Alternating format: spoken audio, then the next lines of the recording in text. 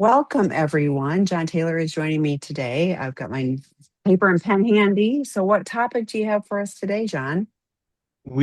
I'm calling this one Missing the Forest for the Trees. Oh, But we're going to talk about what acute stress does to our bodies and our brains, how that impacts our thinking. And of course, with all things in this webinar, comes back to secure functioning in relationships, even early on. So this is one of those that is about understanding your limits and accepting some biological limits that happen when we're under a lot of stress. Now, I'll also say that this doesn't just apply to people who have just gone through discovery. You can have things come up in your life that are unrelated to addiction, unrelated to betrayal, that can increase. We call it your allostatic load, which is like the cumulative stress load you have. Um, the higher that allostatic load, the less you're going to see into the future, the less you're going to think into the future, and more your thinking is going to be right here in front of you, mm, which tends to be great for feeling better now and terrible for being secure in the future.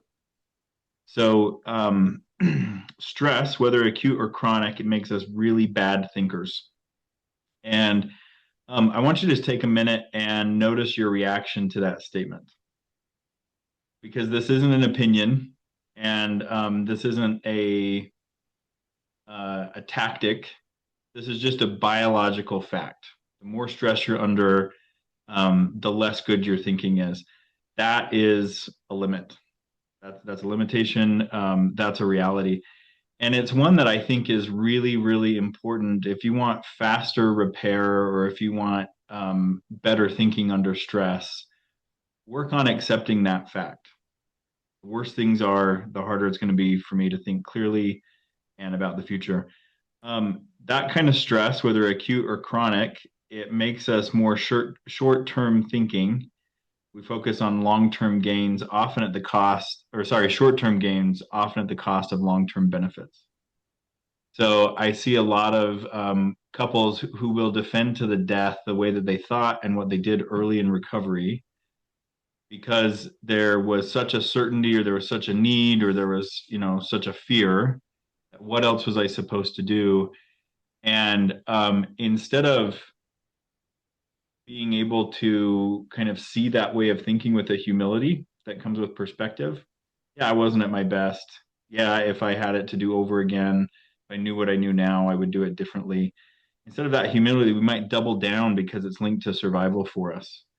Again, the importance in accepting this limit is it actually makes, I think, apology and I think it makes repair a lot easier. Yeah, of course, I'm not thinking very well. If we didn't understand this, the things that individuals and couples do in early stages of recovery and discovery, it'd be mind-boggling. You'd wonder, like, why are you thinking that way, or why did you think that was a good idea? But when you understand the biology of stress, when you understand how it impacts our ability to make decisions and to think clearly and to integrate emotion. Again, even after years and years of recovery and therapy, you can become a pretty emotionally resilient, integrated person, and we could still stress you out enough to make it look like none of those gains have ever happened.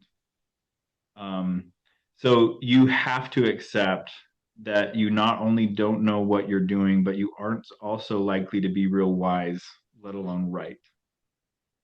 So that's the form that a lot of arguments I'll see between couples will take early on in recovery. Well, I thought this through, or my sponsor said, or I read it here. If that interpretation is coming from a stressed body and brain, you have to take it with a grain of salt. Because even the way that we encode information, the way that we recall information is skewed by how our body feels. So state induces memory and memory induces state. So under stress or under fear or fight or flight, you may recall accurate details, but in the landscape of the whole picture, you're probably not going to have it all because complex thinking is very, very difficult to do when your body and your mind are under stress. So acute stress and especially existential stress. Existential stress is like, will I be safe? Who am I? Who's my partner? These are all the questions that hit folks, whether addict or partner, early on in recovery. Acute existential stress puts us in survival thinking and acting. That means our thinking is short term focused. We will gladly take a short term benefit for a long term reward the more stressed we are. If you want proof of that, just go on a shopping marathon one day. Start with a good intention and start with a budget, but make yourself shop for, I don't know, 5, 8, 10 hours, something like that, and see how easy it is to stick to your plan and your budget and your clear thinking. This is actually something we see in the advertising world and the way that stores are set up. Um, there's a reason why the checkout stands are stocked with few dollar items that seem inconsequential because you have decision fatigue by the end of your trip to the grocery store and you're more likely to impulsively buy. That's just a fact. That's just biology. Impulse increases the more fatigued we are. We'll also think and act in more in terms of self-protection. So the more stressed I am, the less my relationship holds weight for me. This is why when I'm working with couples, I love it when couples come up together with a really good, policy or idea or thing that they're going to do. But the thing that I'm looking for and that I think is most important is, do they each have a selfish stake in that agreement they just made? And they Mm. see how that agreement is self-serving, not just relationship serving. Because if we can connect it to this is actually self-serving, I'm less likely to violate that agreement when I'm under stress. Because again, it's how the brain works. It's tunnel vision. I become more concerned with myself. There's increased threat perception and increased threat detection. So when you have more bandwidth, you may hear a tone or you may see a look, and it may be able to roll off your back a bit easier when you feel more resourced. When you are less resourced, when you're stressed, that look, that tone, the implications of this or that are going to feel much bigger because your body's in a state of hypervigilance, heightened arousal, and threats are made to look bigger and feel bigger because biologically, what your body wants you to do is just stay away from anything that could hurt you, especially when your decision making is impaired. We'll see an increase in aggressive fight, flight, or freeze, collapse thinking and behavior as well. So just think basic window of tolerance stuff. Um, you can't hold on. We even see this in like members of the military who are trained under really, really stressful circumstances, and they're trained to keep a level head and what looks like a thought process, but really what it is drilling steps and contingencies over and over and over again because we know executive function is low, decision making, problem solving is low. So even people, military members, police officers, firefighters, surgeons, even under stress and long hours and things like that, it's not totally executive function that they're relying on. There's a lot of muscle memory and drilling, which, by the way, those of you who are in addiction or betrayal, you don't have muscle memory in this, and I hope you don't get it. I hope you don't have to go through it so many times that this becomes second hat, and you don't even have to think about what to do. I see a lot of really bad habits get formed early in these stages. And these bad habits are self-supporting because, again, they're rewarding in the short term. They alleviate stress in the short term. And they're hard to break if you let them set in. So let's talk for a minute about some of the common early stage miscalculations that people to do about. So the first one I see that comes out a lot of stress is we can figure this out by ourselves, or I can figure this out by myself. You just have to stop and think for a minute about the factors that are at play to understand why so many people come to that conclusion. There's shame, there's embarrassment, there's secrecy, there's I call it the tip of the iceberg phenomenon. We see this much of it in the beginning, and we'll talk about why a little bit later. Um, there's a lot of reasons why we would say, let's just figure this out ourselves. And I would ask, if you're in that place right now or you're prone to think that way, why would you think that? What makes you think that you could figure this out by yourself? And I don't mean to sound incredulous there. I don't mean to sound demeaning at all, but those of you that have been at this for a while, if we had videos on, I'd say by show of hands, who discovered that this was harder and more complicated than they ever imagined in the first couple weeks? And I think every hand would go up. Addict, betrayed partner, they'd all go up. So, have you ever encountered anything like this before in your life? Again, if you can stop and think about it for a minute, which I'm not saying is the solution, but if you had capacity for rational thought, there'd be a part of you that says, I don't know what this is. I've never seen this before. Maybe I should XYZ. Again, this is a sign of that short-term thinking concerned with immediate relief. I'm not thinking in terms of have I been here before. I'm just thinking, how do I get out of this? Ruptures of trust are serious. Ask anyone who's been through it. Ruptures of trust, be they from sexual infidelity, financial infidelity, unchecked anger, like ruptures of trust leave scars. Sometimes they literally and figuratively break bones. They're very, very serious. Um, Ask anyone who's been through this, they'll tell you that this entails more than they ever realize. So get good help. From the very beginning, if you're finding this video or you're finding Seeking Integrity through a Google search, it's a good resource. It's a good place to start. I would caution in getting good help, don't get all of your good help from the internet. There's lots of blogs, there's lots of podcasts. Um, who knows the qualifications of the people giving the advice that they are giving to you? There's a lot of I've worked with addicts before who, in their zeal of early recovery, started recovery blogs touting what works, and they're barely able to stay sober. So the internet can be a good place to start, but I would say round out your qualified help like this. Get qualified therapists. CSAT, Certified Sex Addiction Therapists, I think do a really good job with betrayal trauma, addiction, infidelity. Get someone who's qualified, who has worked with this for a long time, or who has extensive training. You need individual therapists for each of you. Now, if you're the betrayed partner and you're not the one who did something wrong, you're not the one who messed up, you still need help. Because you just got hit by a freight train, whether you realize it now or not.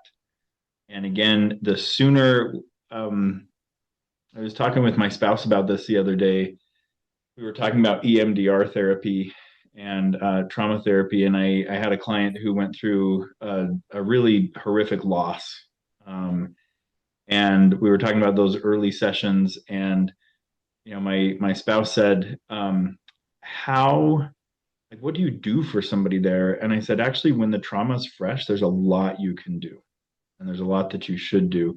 And it's not about like making someone feel better right now, but it's setting it up so it doesn't get encoded deep in the brain and become this perpetual hard to extract thing. So things like establishing safety, being able to tell the narrative as many times as you need to, getting good information about what has just happened. So even if you're not the one who messed up or broke the marriage, you need a therapist. You need help and a good qualified couples therapist as well. Again, CSATs are not a bad way to go. Just make sure you work with a CSAT who has training and experience working with couples. Because couples therapy is very different than individual therapy. Individual therapy is not running two, or couples therapy is not running two individual sessions in the same room. It's different. There's also a lot of really great books written by this. And I'm going to plug Dr. Rob's books because we're on his channel. And I think, Tammy, when I was poking around resources the other day, you guys have a reading list, don't you, on your website? We do. I'll actually pull it there's a whole list of books and Dr. Adams, Mother and Mesh Men and Adult Children, but there's a lot. It's not just Dr. Yeah, Rob's books. So yes. good, Yes. good. I thought I saw that. You guys have always been so good and generous about linking with resources that are good. But you've got books like Out of the Doghouse, Sex Addiction 101, Out of the Shadows, Mending the Shattered Heart. There are so many good books to orient you to what's going on, to help you understand what you are going through, what your partner is going through. and to give some good general advice about where to start. Now, that's the other part about getting good help is the formula that's going to help you in your relationship doesn't exist out there. The exact formula that's going to help doesn't, because it is ultimately up to you and your partner to figure out what's needed to help yourselves and your relationship. But I think you would be wise to start with some really basic building blocks that you'll find out there in books, lectures, classes, groups, things like that. This takes depth, not soundbite. And again, that would be my caution against finding your help only on the internet. The internet is about sound bites. It's not a place where you go do deep, extensive research. I mean, you could do what people call deep, extensive research on the internet, but there's better sources for your real deep, extensive research. So it takes depth, not sound bites. I would also say in your help rounding that out, you need a sponsor, you need a guide, and you need a program.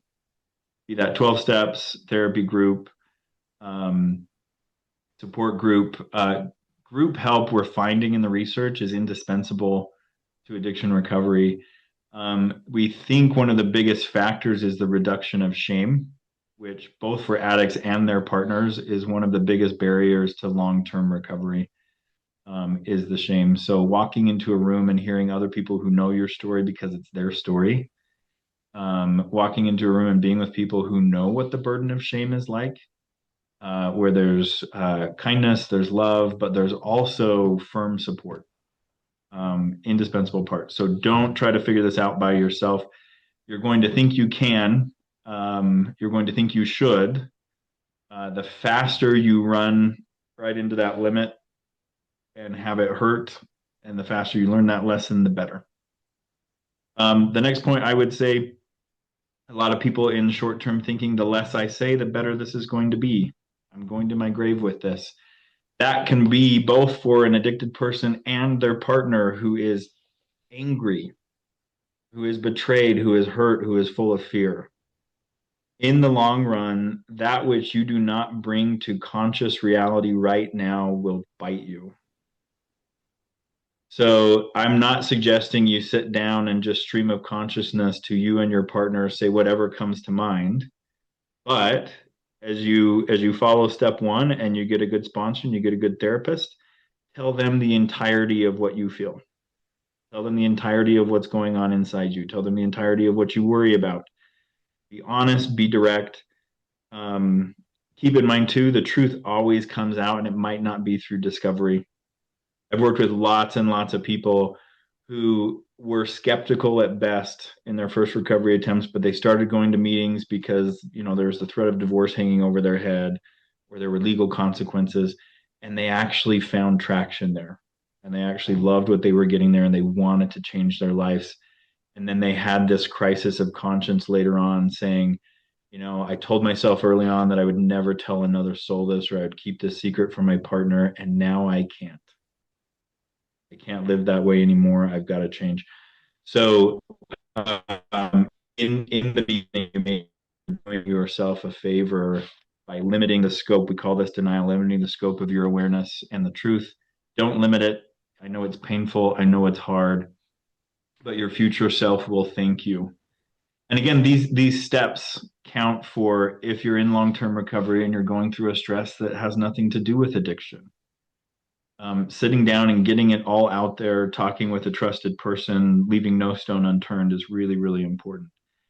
Um, in addition to getting honest totally with a sponsor and a therapist, be exploring and committing to, if it's right for you and your partner, a full therapeutic disclosure. Now, none of those components of full and therapeutic and disclosure are up for options, but some people choose not to do any of that. And again, that can be a decision. You're a good therapist. You should know what you're doing, not just saying out of fear. But full and therapeutic are really important in disclosure. Again, you can go to the internet and you can learn what disclosure is, and you can run your own, and you can hurt each other a lot. Um, I think I heard this from one of the Seeking Integrity team. Disclosure is like surgery. It's a controlled trauma.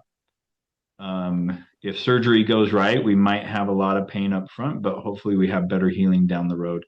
So, in that, getting honest, don't skirt around full therapeutic disclosure.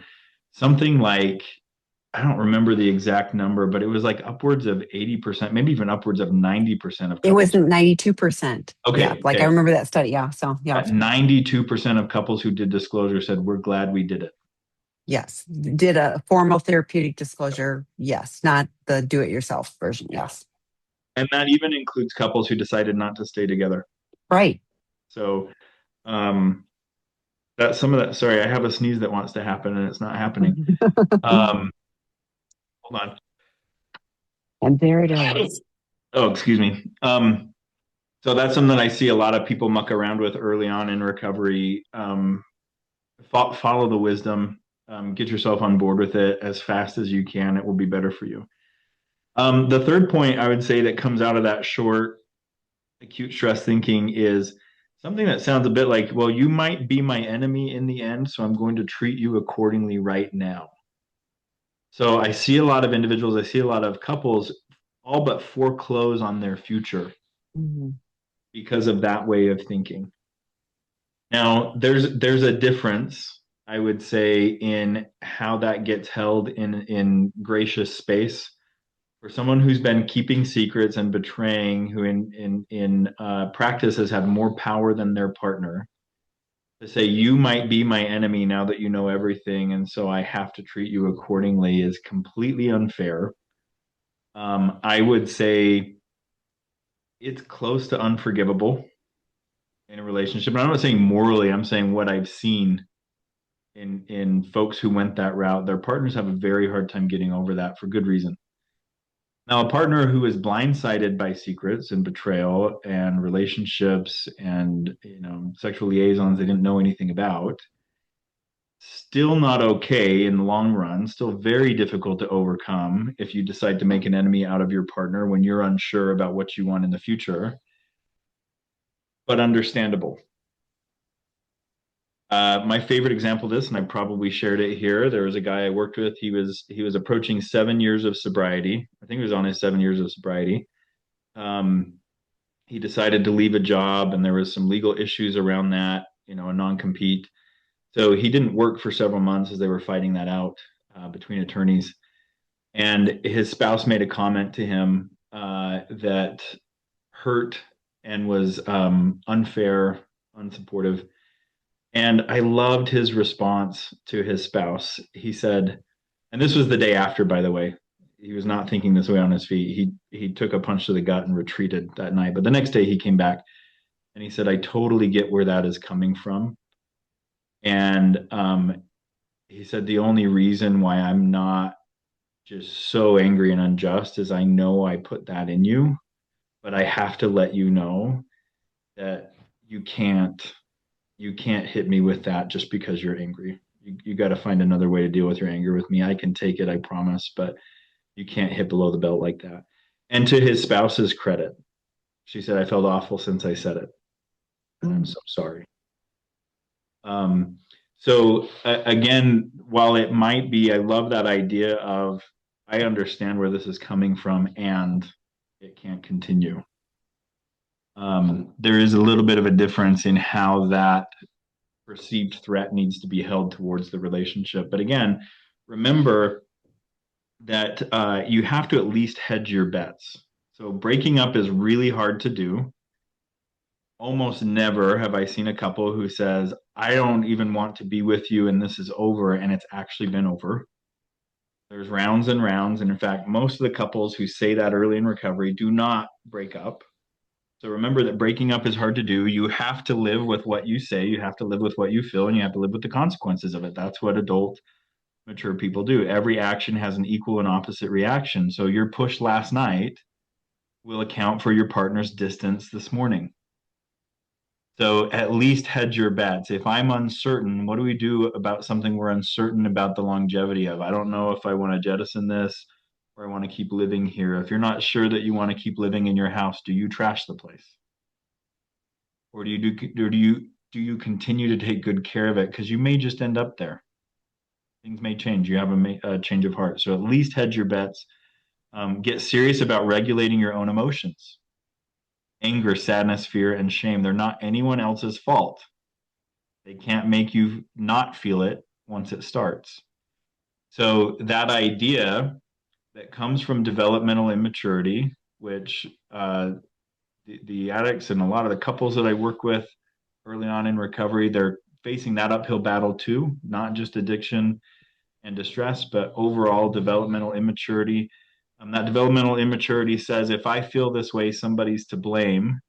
And the best way to get this feeling taken care of is to get it out of me and into your hands of responsibility. Again, there is no place under the sun on God's green earth where that actually works. That is a fantasy. So once you start feeling the feeling, no matter where it came from, it's yours.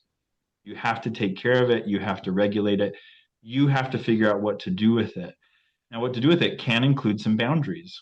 If you're going to talk to me like that, I'm going to end our conversation. I'm not going to share a bed with someone who continues to relapse. Um, I'm going to insist that you go to meetings. Otherwise, I'm going to ask you to make other accommodations for where you live. Like, you can have boundaries that are reasonable to help with your emotional process, but you at the end have ownership for how you feel and how long it lasts and how intense it gets and how disruptive it is. It's not anybody else's fault. You're wasting time if you blame others for how you feel. And when you look to another person solely to make you feel better, you're wasting time because it doesn't work. Not that you haven't convinced them enough, it's that it doesn't work. So learn what to do with how you feel. That's a big diffuser for that you might be the enemy. So, how do you be angry at somebody? Maybe angry to the point where you might wish them bodily harm. How do you be that angry with someone and not wreck the relationship that still exists or the potential for a relationship that you're not sure about? Again, I think you have sponsors and therapists to talk to, vent to. Um, you learn how to journal your honest feelings, write it out as you feel it, no matter how awful it may sound. You may learn how to take a lot of walks. You may learn how to deep breathe. You may learn how to talk yourself through your emotions. There's so many good skills out there. Don't be a stranger to them just because you think it's not my fault. It has nothing to do with fault. It has everything to do with ownership. The last thing I'll say is know your limits. Know your limits in sobriety. Know your limits in self-defeating behaviors. Everybody has them. One of the mistakes I see is I ought to be able to, or shouldn't it Mm. work that? So I'll see this with a lot of guys who struggle with porn early on, especially back in the days where like blockers and monitoring software was new. Well, is it really recovery if I rely on that thing to keep me sober? So I might as well white knuckle it from the beginning and do it the hard way. Um, I don't think that respects limits. If your limitation is, when I have access, I'm going to use, respect that limit, cut off access. Maybe you'll grow up into that. Maybe you'll develop some self control, but I wouldn't count on it. And I wouldn't count on it certainly early on. So know your limits, live humbly within your limits. Boundaries are not about other people and they're not about control. They're about us, agreements with ourselves. There's a difference between don't talk to me that way. My boundary says you can't talk to me that way versus I end conversations with people who are unfair, rude, yelling, not listening to me. Like there's a world of difference between those two. So make the boundaries your own. That's how our limits don't become prisons. In fact, we can actually feel a lot of relief. I know I don't do well in a situation like this, so it's time for me to clock out before it gets really bad. Boundaries are about self definition and coming to your own assistance. So if this all sounds really, really hard, if not impossible, good. Because stress reverts us. I was spending time with my little boy this morning, and he really, really wanted to play a game on my computer. And he's got little 3-year-old hands, and he's got little 3-year-old coordination, and he wanted to use the mouse, and he can't move and make it click at the same time. Mm. But darned if he didn't sit there and try for 5 straight minutes. And you could see, like, if that kid perspired, he would have been perspiring. Like, he was working so hard at developing that ability. And I can see in him the developmental stage that he's in is all about developing autonomy and confidence and trust in self. So you can see even when he says, "Oh, I can't do it, Dad, help me." There's not defeat and shame in that. There's this like, yeah, I've been working real hard. I'm learning this. I'll keep working on this. Stress reverts us. So even if you gained ground before, like I said, we can put you in a situation that's stressful enough that you'll revert. You're not a bad person for that happening. It's not that the work you did before didn't stick. It's that you're going to have to work to remember the lessons that you've already learned, the things that you might need to put back in place, some of those earlier stage things that helped you when you were under more stress. You might just have to remember that stuff and put it in place and work to put it in place. If your recovery doesn't challenge you to do hard things, it's not going to get you a whole lot. So, especially relationship recovery, there is not an easy path. There's not a yellow brick road. There's not the easy way to do it. Our relationships are only easy if we design them that way, and it's paradoxically a lot of hard work to design a relationship that's ultimately easy or takes less effort. So these steps are foundational to pursuing the repair you want with your relationship later on. So think in terms of habits. The way I'm doing it right now, good habit, bad habit. What is it going to cost me down the road? Ask other people who have been in your shoes. Hey, what did you learn about XYZ early on? What do you wish you had done differently early in recovery? You can garner a lot of wisdom and you can learn from other people's mistakes, not just your own.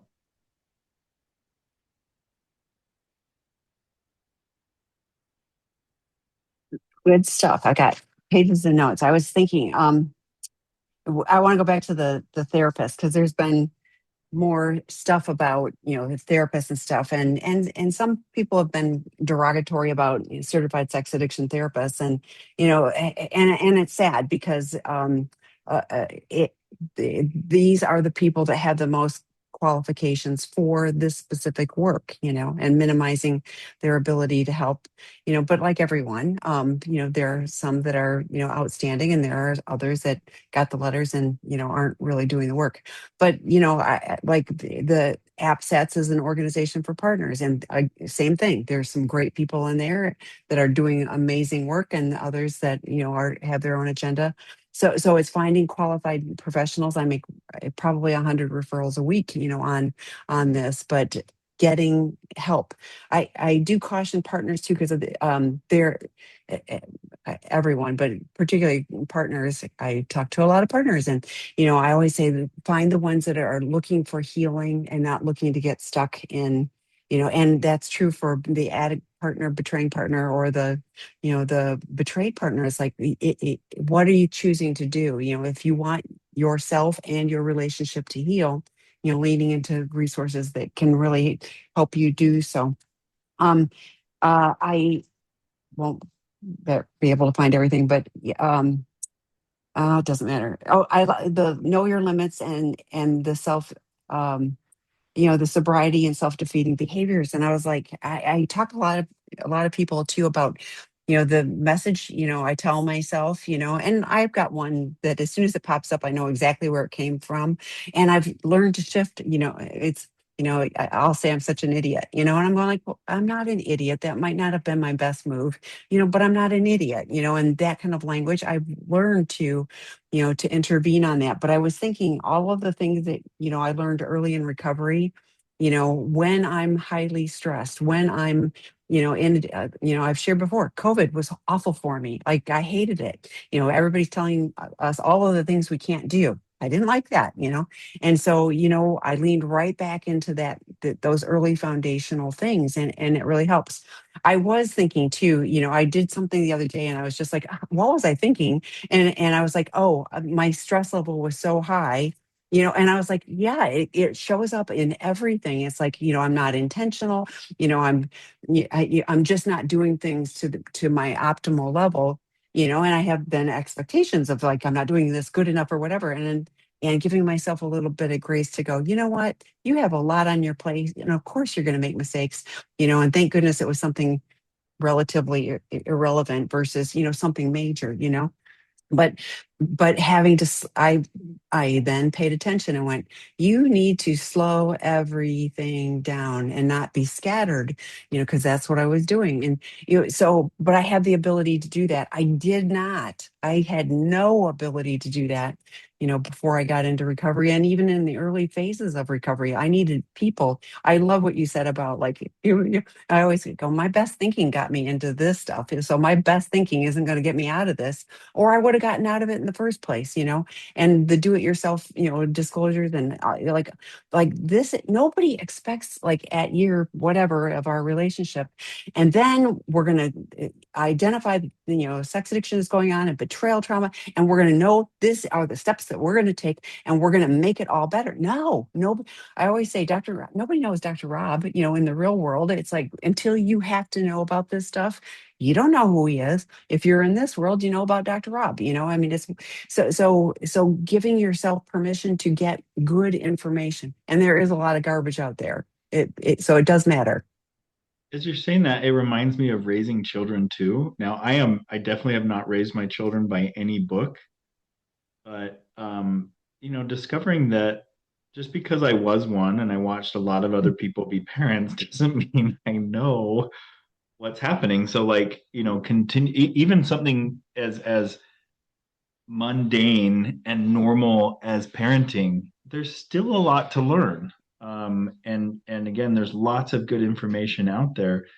So being able to say, I don't know, or I'm not sure what to do, I think is a superpower when it comes to relationships, as long as it's followed by, but I'm going to find out, but I'm going to learn.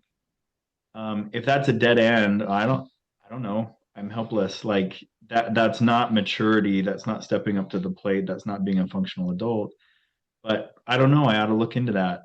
I think opens the door to some wonderful places.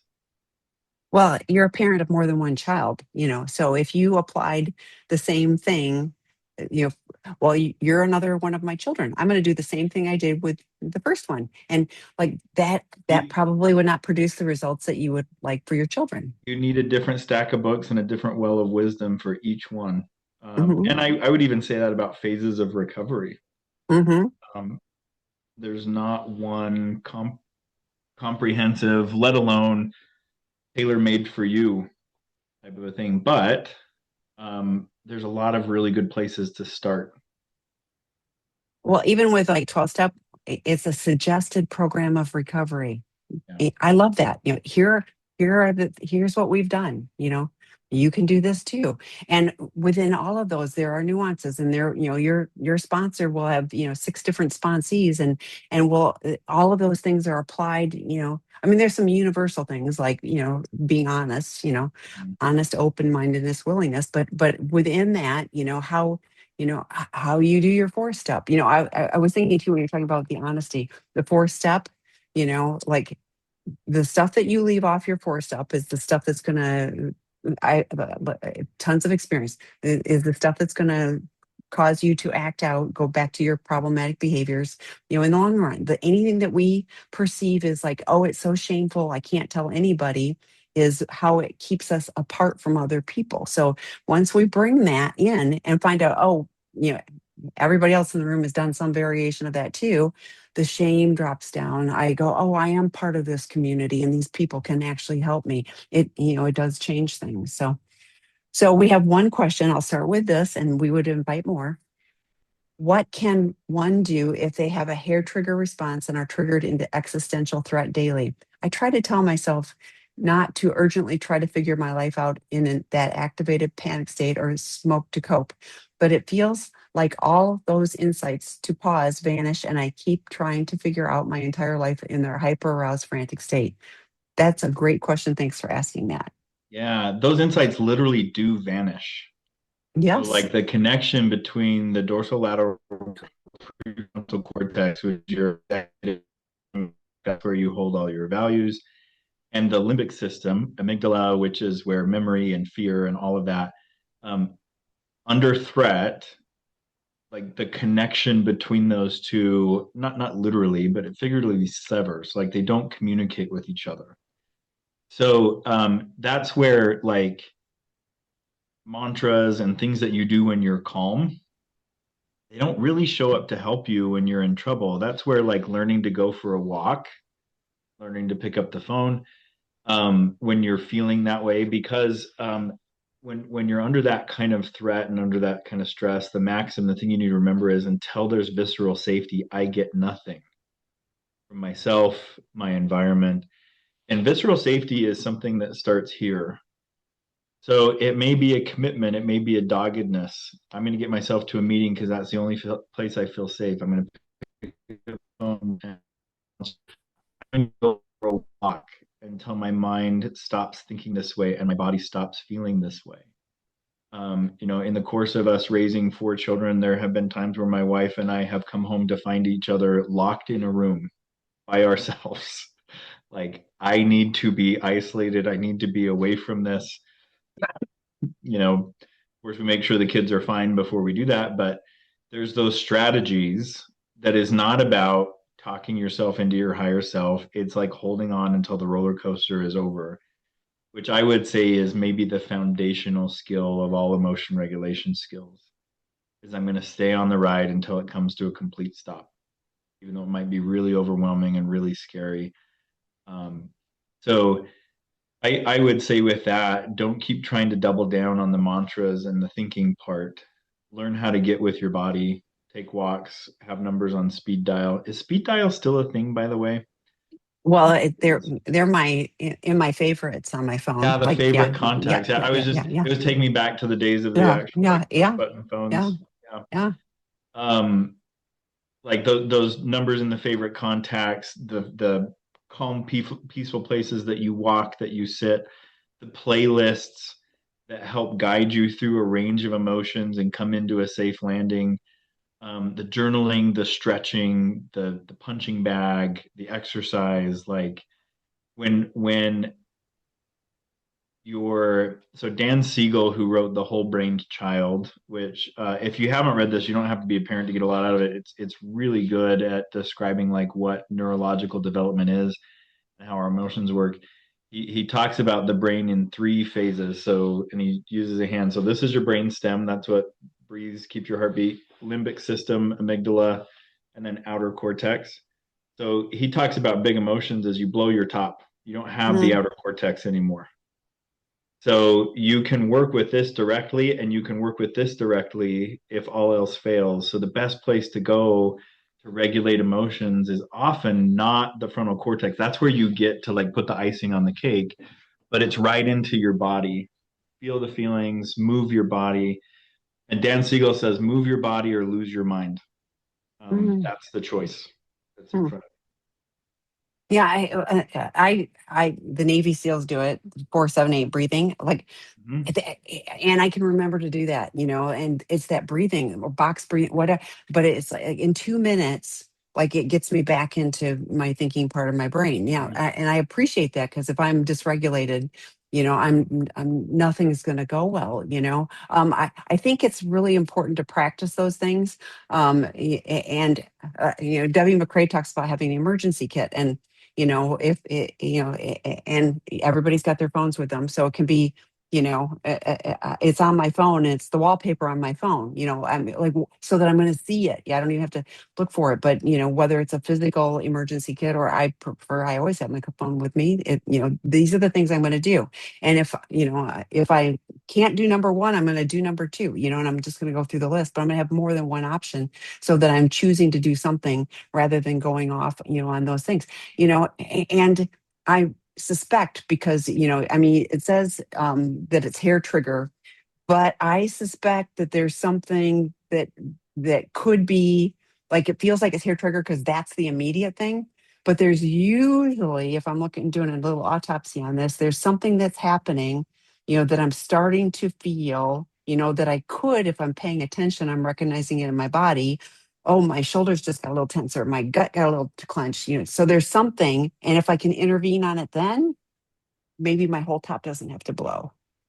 In facing the shadow and some of the getting sober exercise, they talk about probable preconditions and sobriety challenges even before you get into the steps of my relapse, which I love that idea of like paying attention to your environment and paying attention to patterns. Because I think Tammy's right that what feels immediate, and we're learning this the more and more we get into how our neurons respond to the environment, like nothing is random. And like, um, I won't go too far into this because it blows my mind, but like there's not a whole lot that's premeditated either. Like Hmm. there's a lot of stimulus and response, and there's reliable neural pathways and patterns and things like that. So, we like to think in some ways human beings are very, very complicated. In other ways, our wiring is all really similar. Our response to different stimulations and environments is all pretty similar. Might have some different manifestations. So, again, as part of your long term work, pay attention to those patterns, probable preconditions. What are some of the things that challenge my sobriety? You know what? Every time I feel this way, I'm at the pool. Okay. Mm. So you can either avoid the pool or you might prepare yourself. What is it specifically when I'm at the pool that creates a struggle in me? How can I deal with that? Um, that's, I think, part of coming to your own assistance is knowing yourself really, really well. And if there's something that is confusing you, you just don't have enough information about it. Nothing's unexplainable. For me, the stress of the betrayal trauma for almost 30 years is the tip of the iceberg. There's also the impact of the hurricane damage, his legal, financial, tax, and mental health issues, and frequent job changes the last 3 years. It's all overwhelming. I have been barely surviving, and he can make insensitive comments like, "Why are you?" Why are you grimacing and so sullen? And come to think of it, you were always kind of sullen. I tell him this comes from the pain and stress. He doesn't get it. Any advice? Hmm. Advice for what? What? Yeah. I'll take this. Advice on what to do for yourself. So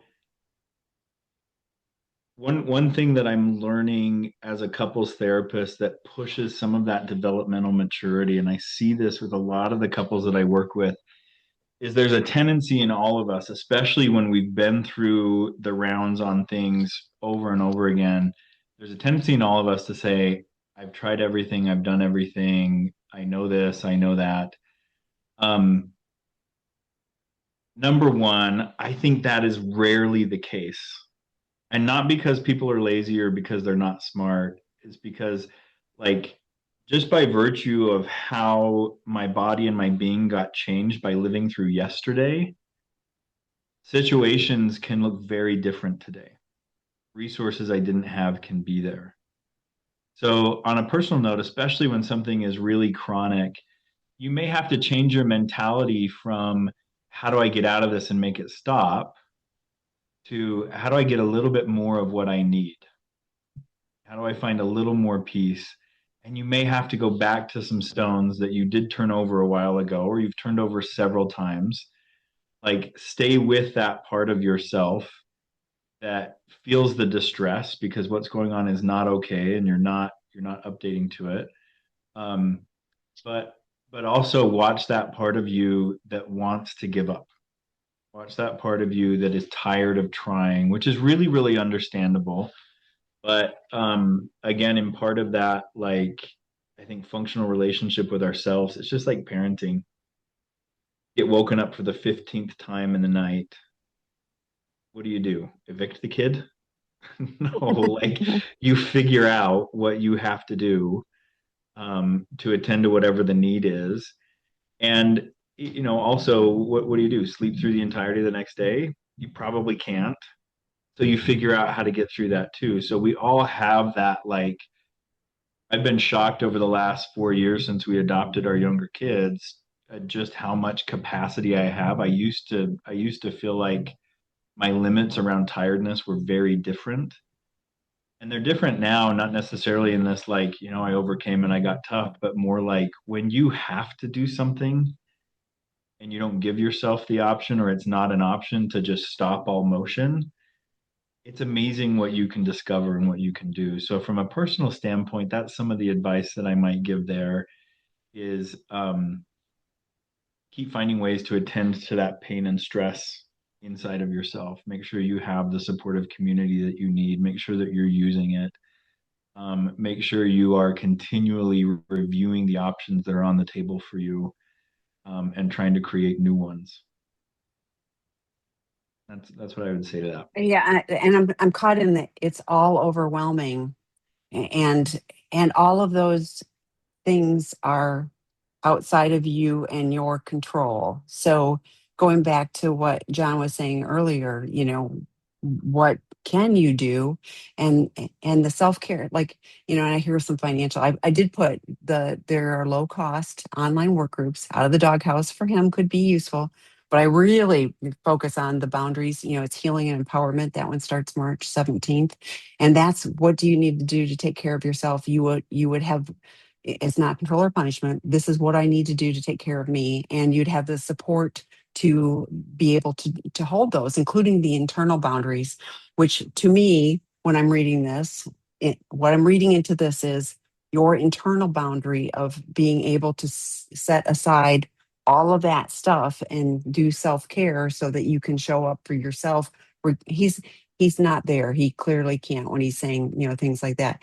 And then the other thing is like, like I'm in pain for you because I'm like, like if this has been 3 years and you are like all of the joy has been stolen from you, how can you start putting things in place where even if it's a momentary reprieve of like I'm going to go find joy in and I don't know what it'd be for you, I was sharing with somebody earlier, like it's not good for me to get into a self-pity place, and so I had something, this is a while back, but I had something that was a legitimate, and I gave myself permission for 1 hour to indulge in self-pity.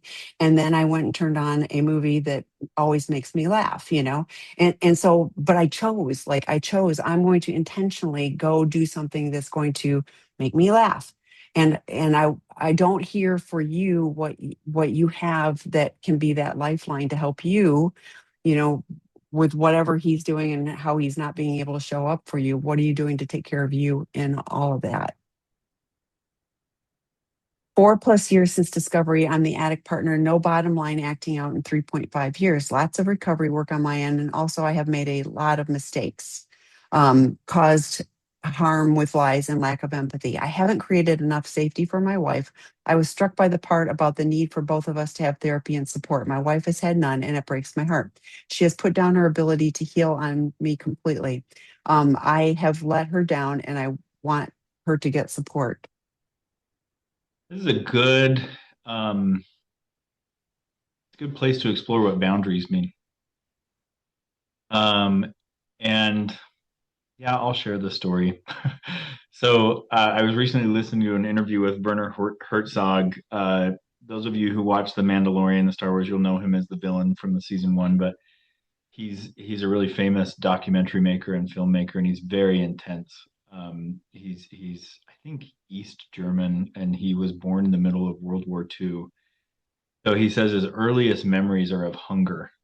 Mm. And he talks about how even when the war ended, they would get Red Cross packages that had about 4 days of food. And then when they were out of food, there was no food for 3 days.